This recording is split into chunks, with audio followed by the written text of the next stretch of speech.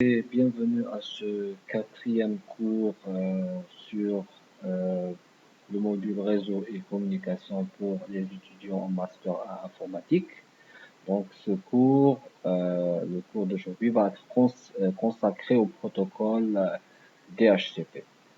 Donc c'est un protocole qui est censé fonctionner sur la couche application et principalement son rôle est de donner des adresses IP de façon automatique aux machines. Donc on va essayer d'examiner dans cette vidéo c'est-à-dire le détail du fonctionnement de ce protocole. Donc à quoi sert le protocole DHCP? DHCP sert principalement à donner des adresses IP aux machines. Donc, imaginez un réseau étendu dans lequel on a un nombre élevé de machines. Donc, il ne serait pas pratique d'aller sur chaque machine individuellement et lui configurer une adresse IP. Rappelons que, c'est-à-dire au niveau de la couche, des couches du modèle aussi, on avait dit que l'adresse physique de la machine reliée c'est-à-dire l'adresse physique de la machine liée à la carte réseau ne change pas. Donc sur la couche liaison de données, on a une adresse physique qui ne change pas, ce qu'on appelle l'adresse MAC.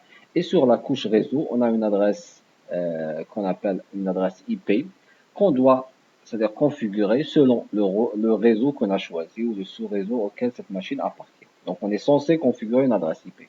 Donc on peut faire cette configuration de manière statique, c'est-à-dire aller sur la machine et configurer l'adresse IP, le masque et optionnellement d'autres paramètres tels que la passerelle, le serveur DNS, etc.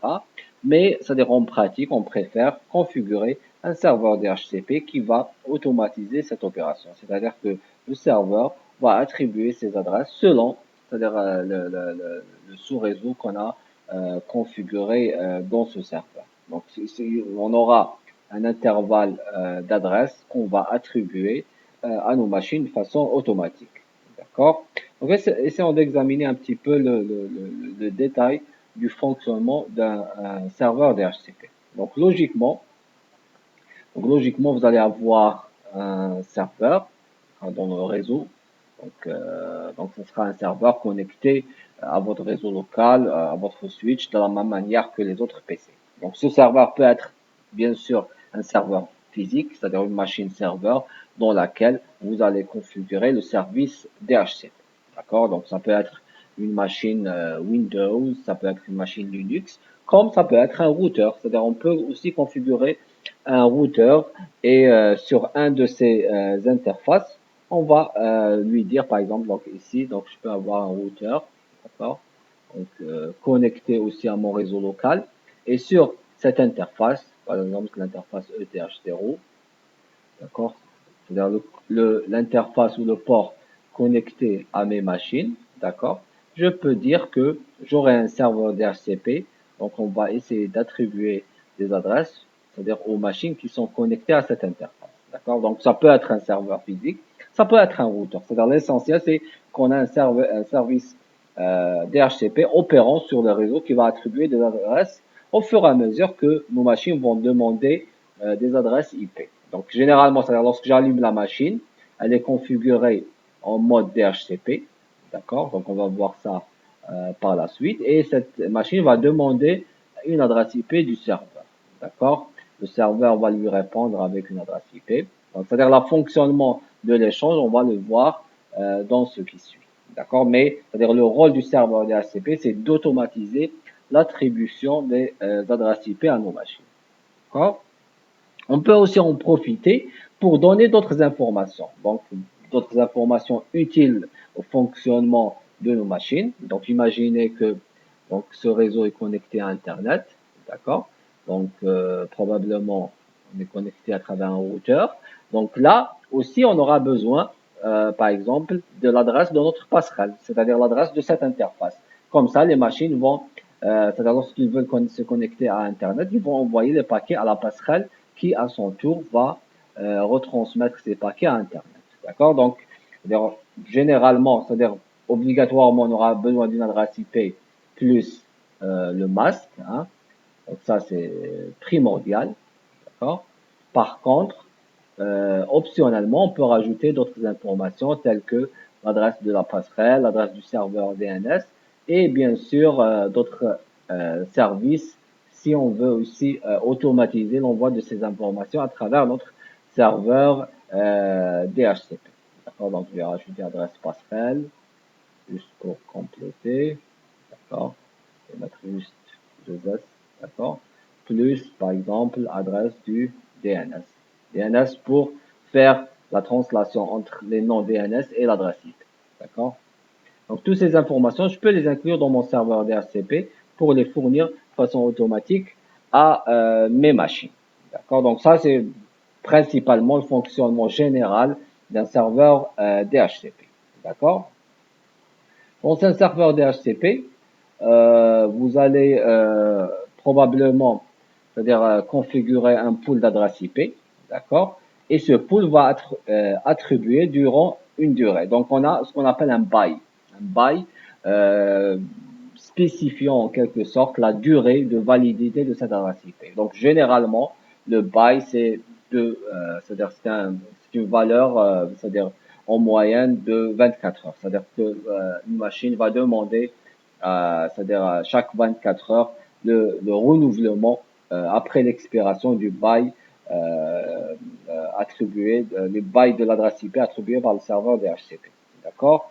Donc, donc la machine devrait à chaque expiration demander à renouveler son adresse IP. Donc cette valeur, elle est généralement configurée en secondes. D'accord? Donc si on veut spécifier une valeur, la valeur de 24 heures par exemple, donc ça sera 24 fois 60 fois 60. Donc je crois que c'est 28 000 quelque chose. Donc, on va faire le calcul pour juste voir le bail en de 24 fois. Donc 24 fois 60 fois 60. Donc voilà, donc c'est 86 400. Voilà, c'est pas 28 000, c'est 86 400. Très bien, donc essayons maintenant d'examiner le détail du protocole, c'est-à-dire qu'est-ce qui se passe réellement lors de l'échange entre un client DHCP et un serveur DHCP. Donc essayons d'examiner cet échange. Donc on a un client, donc c'est un PC avec une adresse MAC M1. D'accord, le PC n'a pas bien sûr une adresse IP et il veut obtenir une adresse IP de façon automatique sur le réseau. Donc initialement le client il ne connaît rien sur le réseau, donc il n'a pas une adresse IP. Donc la seule chose qu'il a connaît c'est son adresse physique ou son adresse MAC, donc représenté ici par M1. Donc le premier message que la machine va envoyer, c'est ce qu'on appelle un message DHCP Discover. D'accord? Donc c'est ce message. Donc ce message, qu'est-ce qu'il dit? Hello, any DHCP server available out there? C'est-à-dire, est-ce qu'il y a un serveur DHCP dans le réseau? Si vous êtes un serveur DHCP, répondez-moi. Answer me if you hear me. Donc on va dire que s'il y a un serveur DHCP dans le réseau, répondez-moi. Je veux obtenir une adresse IP dans le réseau. Donc, bien sûr, sur la couche réseau, on n'a pas encore une adresse IP. Donc, ce qu'on va utiliser comme adresse source, donc le S ici, c'est pour l'adresse source. D'accord? Donc, ça sera 0000. Donc, disons que, tout simplement, une manière de représenter, c'est-à-dire dans le paquet de la couche réseau, qu'on n'a pas encore une adresse IP. De la même manière, du fait qu'on n'a pas encore une adresse IP, donc on est obligé de diffuser ce message à tout le monde pour que tout le monde l'entend et le serveur DHCP qui joue le rôle de, c'est-à-dire le fournisseur d'adresse IP va recevoir une copie de ce message. Donc ce qu'on va utiliser, on va utiliser cette adresse qui représente tout simplement une adresse broadcast sur le réseau. Donc c'est pas une adresse broadcast spécifique liée à un sous-réseau, à un réseau donné, du moment qu'on ne connaît pas encore quelle est l'adresse réseau ou sous-réseau dans laquelle on va opérer. D'accord? Donc ça c'est concernant la couche réseau. Donc qu'est-ce qu'on va mettre sur la partie euh, en tête de la couche réseau. Par contre, sur la couche liaison de données, donc de la même manière, notre adresse source, notre adresse MAC source, elle est connue, donc on va mettre notre adresse M1, donc l'adresse MAC de la machine en question. Et de la même manière, c'est-à-dire pour l'adresse destination, ça va être des 1 partout. Donc ça représente aussi une adresse broadcast sur la couche liaison de données du moment que on ne connaît pas encore l'adresse MAC du serveur DHCP. Très bien. Donc là, on va recevoir une offre. Donc ce message donc, va être diffusé à tout le monde. Le serveur DHCP va répondre avec un DHCP offer. Donc il va nous faire une offre. Donc le message est du type I can hear you. Donc je peux vous entendre. Mon adresse IP c'est 111.254. I can allocate, c'est-à-dire je peux vous réserver, c'est-à-dire ou bien lise, je peux vous, c'est-à-dire vous allouer adresse IP 1.1.1.10. Donc, c'est-à-dire en répondant au client DHCP, on va aussi lui faire une offre d'adresse IP. Donc, côté adresse IP, on va répondre bien sûr avec notre adresse IP source, l'adresse IP du serveur. Par contre, du moment que le client n'a pas encore commencé à utiliser l'adresse IP, donc ça va être toujours un message de type broadcast. Donc 255, 255, 255, 255. Donc attention ici, bien que l'adresse IP, elle est de type broadcast, mais sur la couche liaison de données, on pourra la transmettre sous forme d'un message unicast, c'est-à-dire un message directement au client. Pourquoi? Parce que tout simplement, on connaît l'adresse MAC du client. Il nous a fourni son adresse MAC lorsqu'il a transmis le message du HCP de Scova. Donc, on pourra lui envoyer directement la réponse. D'accord? Et bien sûr, donc ici, donc vous voyez, pardon, donc l'adresse MAC source, elle est présente ici. D'accord? Sur donc l'adresse MAC source du client, plutôt l'adresse MAC du serveur de HCP, elle est présente ici. Mais par contre, je vois pas, ils n'ont pas représenté l'adresse MAC destination. Donc ils ont mis des F. Donc là, je pense pas que c'est juste parce que normalement on pourra répondre directement avec l'adresse MAC du client. C'est pas grave. Donc là, on va inclure l'adresse IP. Regardez, on va inclure dans l'offre l'adresse IP qu'on a offert, le masque. Hein. Donc le masque qu'on va utiliser, l'adresse du routeur et l'adresse du serveur DNS. Et une information importante, c'est le lease, c'est-à-dire le bail ou la durée de validité de l'adresse IP. Donc c'est 3600 secondes. Bon, c'est un peu, donc c'est 1 heure, mais généralement on utilise un bail de 24 heures. Donc ça, c'est le message 2. On a fourni une offre d'adresse IP au client. Très bien. Donc 3. Donc là, on va pas pouvoir commencer à utiliser directement l'adresse IP. Donc ce qu'on va faire, on va formuler une demande au serveur du HCP d'utilisation de l'adresse IP qu'on a offert. C'est-à-dire que le client n'aura pas le droit de commencer à utiliser sa adresse IP immédiatement. Il doit faire un message DHCP request au serveur DHCP sur la base de l'offre qu'il a reçue. C'est-à-dire que au niveau des adresses IP, que ce soit sur la couche liaison de données, la couche liaison de données ou la couche IP, la couche réseau, donc là, on va pas inclure les adresses IP du serveur DHCP. Donc ça va être toujours un message broadcast. Par contre, dans le contenu, on va demander, on va faire un DHCP request au serveur, disons qu'on a reçu votre offre, est-ce qu'on pourra commencer à utiliser le 1.1.10. Voilà, donc on devrait faire dans l'étape 3 un DHCP request au serveur DHCP. Donc le serveur DHCP va nous répondre de la même manière que le DHCP offer avec un message DHCP ACK. Donc un DHCP ACK, c'est acknowledgement, c'est-à-dire un message d'accusé réception. Il va accuser réception de notre requête DHCP request et à partir de là, on va pouvoir commencer à utiliser l'adresse IP en question. C'est-à-dire que pratiquement, c'est-à-dire les messages DHCP ou offer et DHCP ACK sont pratiquement identiques, sauf que à partir de ce point, on pourra inclure c'est-à-dire les options DHCP. Donc là, juste une petite remarque, je pense que d'un serveur DHCP à un autre, c'est-à-dire on peut inclure les options dès le message DHCP offer, comme on peut les inclure dans l'accusé de réception. D'accord? Donc là, ça diffère d'un serveur DHCP à un autre. Très bien. Donc là, l'échange se fait en travers 4 messages. DHCP Discover, DHCP Offer, DHCP request et DHCP ACK ou DHCP accusé de réception. Très bien. Donc là, c'était un petit peu le fonctionnement du serveur DHCP. D'accord. Optionnellement, vous pouvez spécifier dans votre serveur DHCP si vous avez un client, si vous avez un client qui veut obtenir toujours la même adresse IP. Vous pouvez dire, c'est-à-dire que pour un client donné, ce client-là, je vais toujours lui donner, donc à partir de l'intervalle d'adresse IP que je vais définir, je peux dire que ce client, je vais lui attribuer toujours la même adresse IP. Donc, comment je vais pouvoir faire ça? C'est dans la configuration du serveur DHCP. Je vais dire dans la configuration du serveur DHCP, si j'obtiens un DHCP offer à partir d'une adresse MAC M, je vais nommer M2 particulière, je vais lui attribuer l'adresse 10.1.1.11 par exemple. C'est-à-dire que pour un client particulier, optionnellement, donc je ne vais pas le faire pour toutes les machines,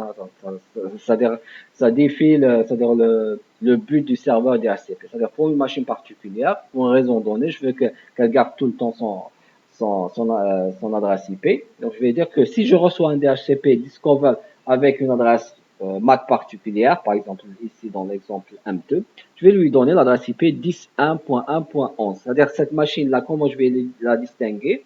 Je vais la distinguer avec son adresse MAC.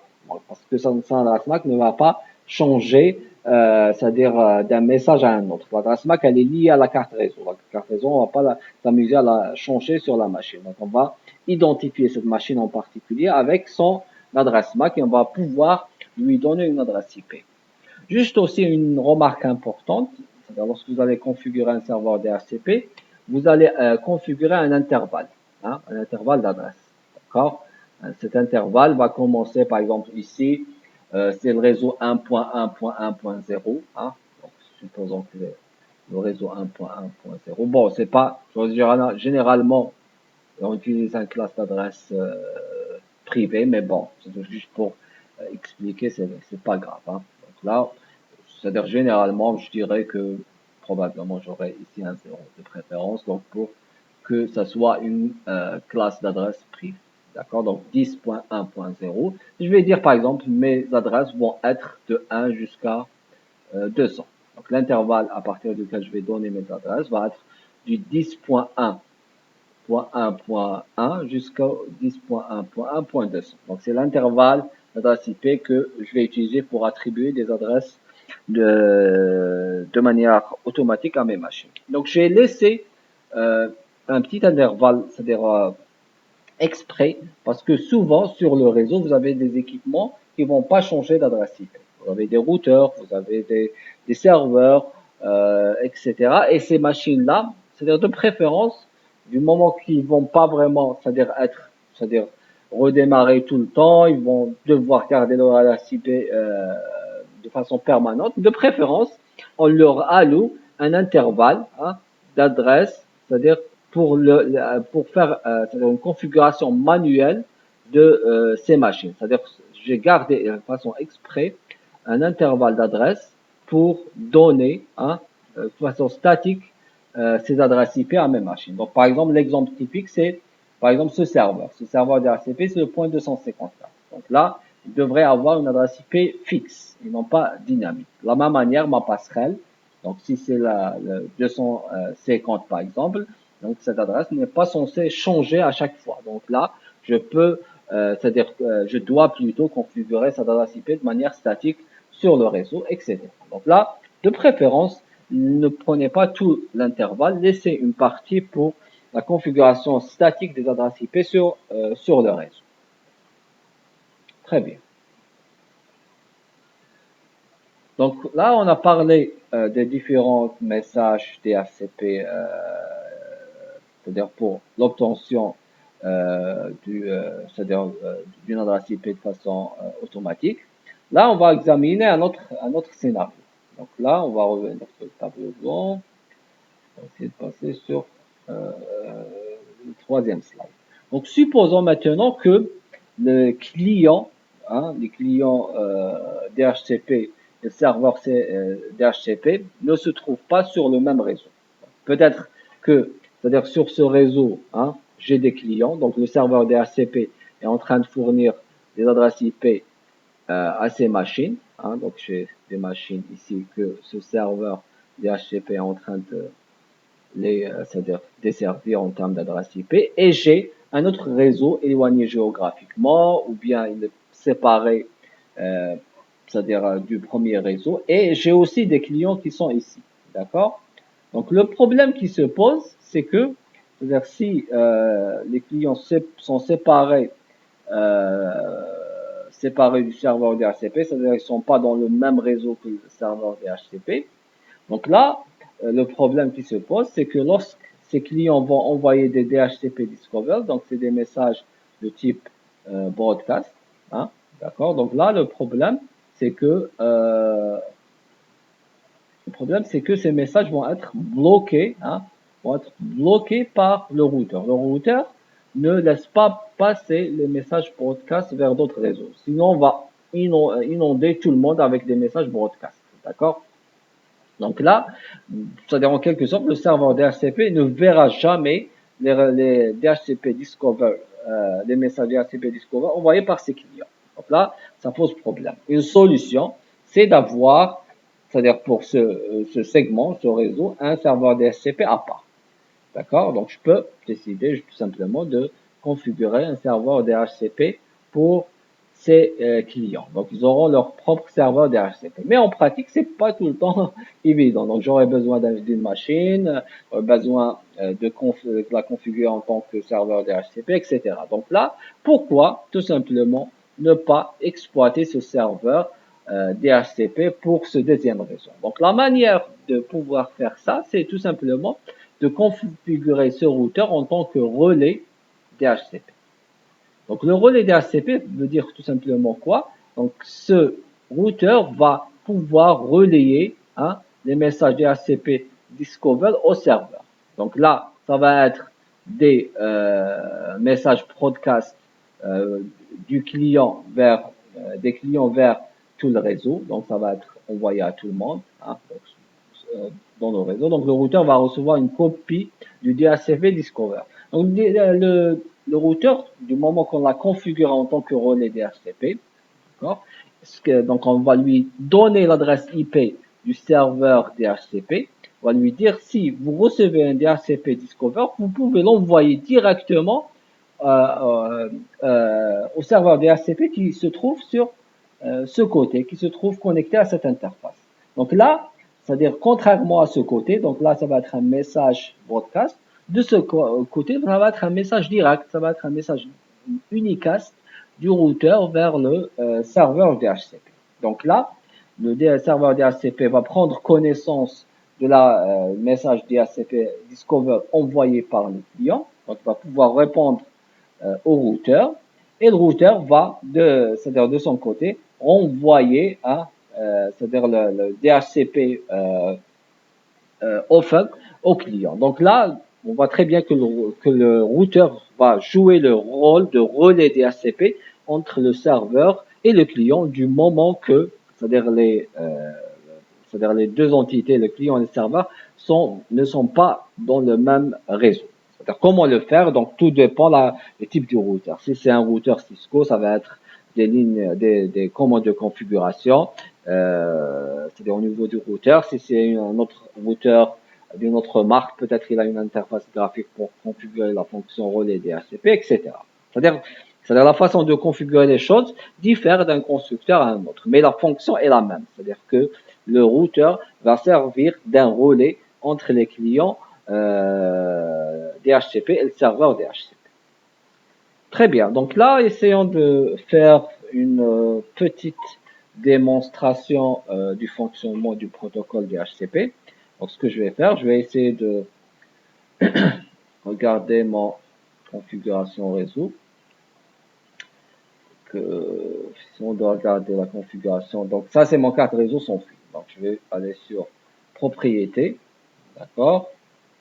Essayons de visualiser la configuration de mes paramètres TCP/IP. Donc là, vous voyez très bien que je suis configuré ça avec un serveur DHCP sur le réseau. Donc, je suis configuré pour obtenir une adresse IP de manière automatique à partir d'un serveur DHCP sur le réseau. Donc, on peut vérifier ça en faisant tout simplement propriété ou bien status. Donc, status, détail. Vous voyez très bien que j'ai une adresse IP, donc 192.168.1.4. J'ai une gateway, c'est 192.168.1.1. Donc ça c'est le gateway, DHCP server c'est 192.168.1.1 et DNS c'est 1.1. C'est-à-dire que j'ai un modem ADSL qui joue le rôle de serveur DHCP, DNS, Pascal, etc. D'accord?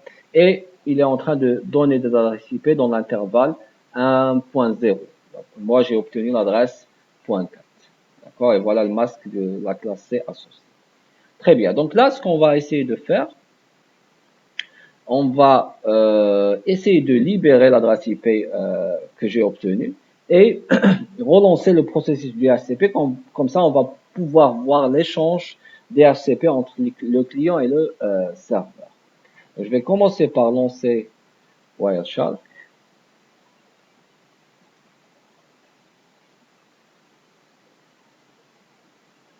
Très bien, donc je vais sélectionner ma carte réseau sans fil. Donc, et là, j'ai un échange. Donc, je vais essayer de réduire un petit peu. Pardon. Non, je vais plutôt faire ceci. On va revenir sur le bureau. Et voilà, donc là, j'ai un affichage plus petit pour mon whiteboard. Donc là, il y a un échange, c'est-à-dire deux paquets sur le réseau. Donc, ce qu'on va essayer de faire, on va aller sur la ligne de commande. CMD. Je vais aller sur 12. Voilà. Donc, si je fais un IP config, tel qu'on a l'habitude de faire, donc voilà mon adresse IP, 192.168.1.4. Donc, ce que je vais faire un IP config / release. La commande release permet de libérer l'adresse IP qui est configurée sur le réseau sans fil.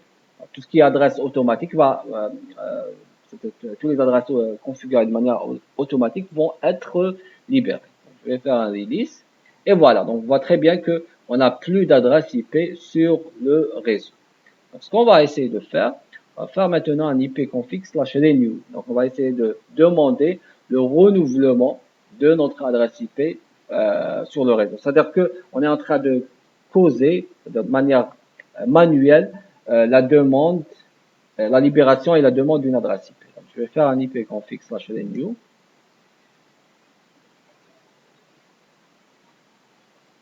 Voilà. Et là, j'ai obtenu la même adresse IP que tout à l'heure, 192.168.1.4. C'est-à-dire que le serveur DHCP m'a alloué en quelque sorte l'adresse IP qui m'a été réservée auparavant. Très bien. Donc, on va essayer d'arrêter la capture et on va faire un filtre sur le protocole DHCP. Très bien. Donc, j'ai tapé ici DHCP pour visualiser uniquement les adresses, l'échange de paquets concernant le protocole DHCP. Donc là, il y avait, c'est-à-dire avant de la libération de l'adresse IP, il y avait un échange, DHCP inform, DHCP ACK, DHCP release. Donc là, c'est lorsque j'ai tapé la commande ipconfig / release. Donc là, ce qui nous intéresse, c'est ces quatre paquets, DHCP discover, offer, request et ACK. Et ici, on doit regarder un petit peu le détail de ces paquets. Très bien. Donc, on va prendre le premier paquet. Probablement, on va garder ça peut-être, mais on va déplacer un peu cette fenêtre. Voilà.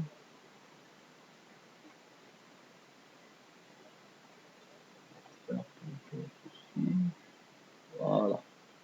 Très bien. Donc là, c'est-à-dire, je me suis pointé sur ce paquet, d'accord, et on voit bien, c'est-à-dire les différentes couches. Donc, c'est la couche application, la couche transport, la couche réseau et la couche liaison de données.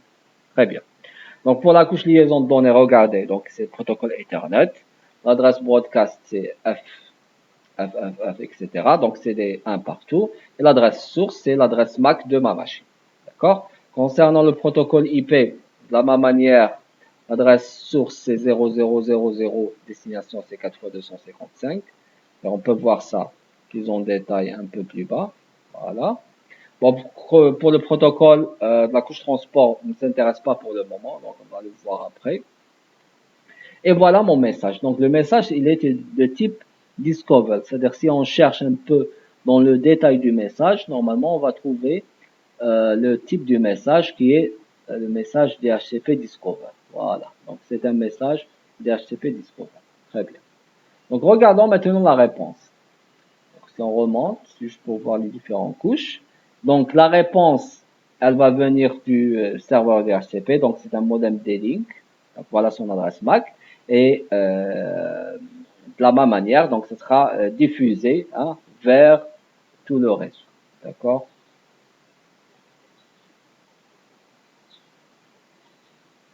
Donc ici, donc c'est-à-dire on a fait, c'est-à-dire la réponse elle va venir du serveur DHCP, donc 192.168.1.1 et ça va être diffusé vers tout le réseau. Donc c'est bien, donc ici on voit bien que c'est-à-dire la réponse est de type broadcast également.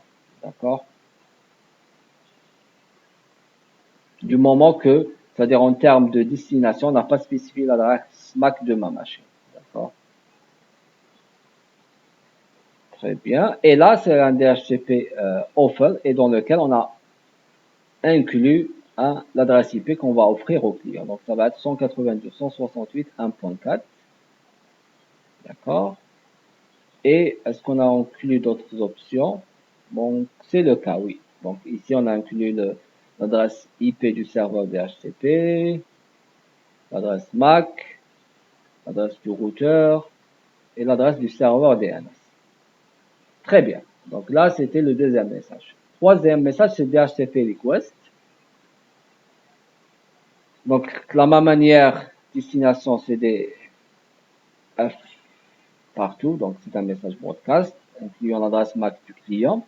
Sur la couche IP, on n'a pas encore commencé à utiliser l'adresse IP. Donc, ça va être 000 et 4 fois 255. D'accord? Et dans le DHCP, le message DHCP, ça va être maintenant un DHCP request, c'est-à-dire une demande de l'utilisation de l'adresse IP qu'on a proposée. Donc là, on va essayer de chercher ça, DHCP request. Voilà, donc là, le client, il demande est-ce qu'il pourra utiliser le 1.4 avec les options qu'on a fournies, donc les options qu'on avait spécifiées. D'accord?